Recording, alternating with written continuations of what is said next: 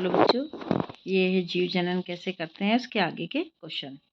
स्वपरागण और परपरागण में अंतर। स्वपरागण परपरागण लिखेंगे।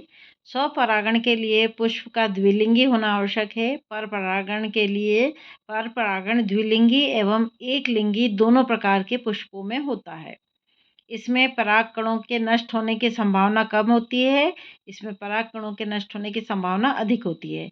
इसके लिए बाह्य माध्यम की आवश्यकता नहीं होती। इसके लिए वायु, जल, कीट और जंतु की आवश्यकता होती है। इससे उत्पन्न बीज कम ओजस्वी होते हैं, इससे उत्पन्न बीज अधिक ओजस्वी होते हैं। नर एवं मादा भाग एक साथ परिपक्व होना आवश्यक है। नर तथा मादा भाग अलग अलग समय पर परिपक्व होते हैं। अमीबा में बहुखंडन विधि का प्रजनन का सचित्र वर्णन। यह चित्र है इसका अमीबा का। इसके अनुसार प्रतिकूल परिस्थितियों में कभी कभी अमीबा कोशिका के चारों तरफ एक संरक्षक परत या भित्ति बन जाती है, जिसे पुट्टी कहते हैं।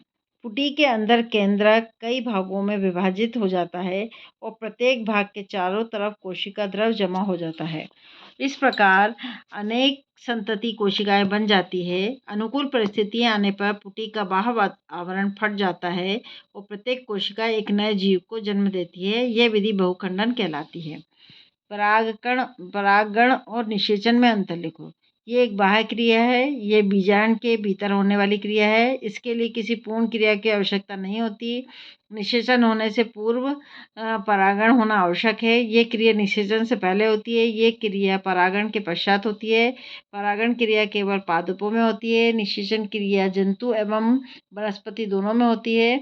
परागण कीट, वायु, जल, पक्षी आदि के द्वारा होती है। पौधों में ये क्रिया पराग नलिका के द्वारा संपन्न होती है।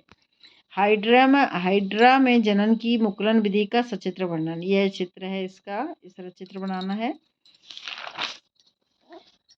हाइड्रा एक सरल बहुकोषीय प्राणी होता है। हाइड्रा में प्रजनन मुकुलन के द्वारा होता है। मुकुलन प्राणियों की प्रजनन की अलैंगिक विधि होती है। इस विधि में प्राणी के शरीर से कोई एक भाग बाहर की ओर उभरता है, जो सूक्ष्म होता है। धीरे धीरे ये सूक्ष्म भाग विकास करके प्राणी के शरीर से अलग हो जाता है।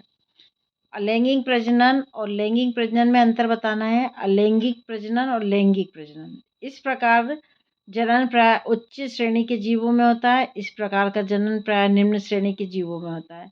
इस प्रक्रिया में निषेचन होता है, इस प्रक्रिया में निषेचन नहीं होता। इसमें नर तथा मादा जीवों की आवश्यकता होती है। इसमें केवल एक जीव की आवश्यकता होती है।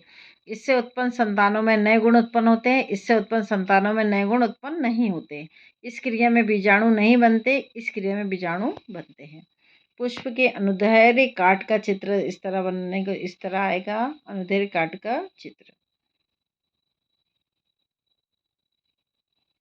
और मानव के मादा जनन तंत्र का चित्र भी आता है, जो कि इस तरह बनेगा। ठीक है, थैंक यू।